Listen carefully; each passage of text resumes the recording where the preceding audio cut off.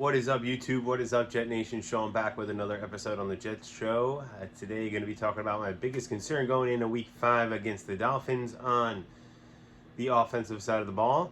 But before we get to that, if you guys haven't done so already, hit that subscribe button, that notification bell, so you can get notified when my next video drops. Always love to hear from you guys in the comments, so let me know what you think about the video. Let's go into the biggest concern on offense going into Week 5 against the Dolphins. Dolphins obviously have a pretty good defense and a pretty good defensive front, so I think it's going to be pretty straightforward here. I think most people would agree with me that the biggest concern is the offensive line. Obviously, coming off the game in Pittsburgh, we could see even without T.J. Watt, the offensive line did have some struggles. You know, we got a lot of moving parts, a lot of moving pieces. Max Mitchell going down. They got Vera Tucker over at left tackle now. So we have a new left tackle, new right tackle, Connor McDermott. We have a new guard and Nate Herberg coming in since Vera Tucker moved over to tackle.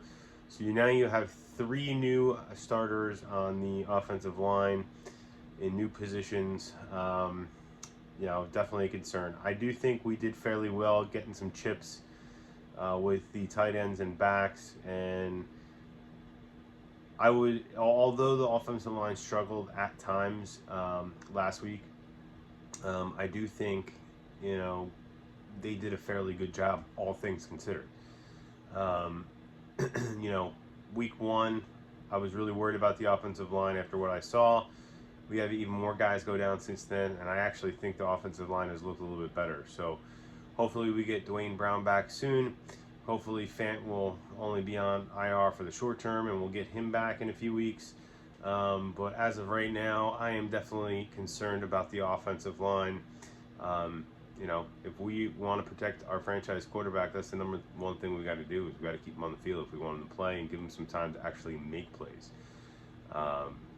You know, other than that, Zach looked really good at the end of the game last week. That's what you want to see out of a quarterback. The offensive skill position guys, you know, they made the plays when it counted. You know, so I think, you know, this all comes down to the offensive line, and that's whether we're going to win or, you know, that's going to dictate whether we win or lose on the offensive side of the ball in Week 5. So let me know what you guys think in the comments. Always love to hear from you guys, and I'll see you on the next one. Peace.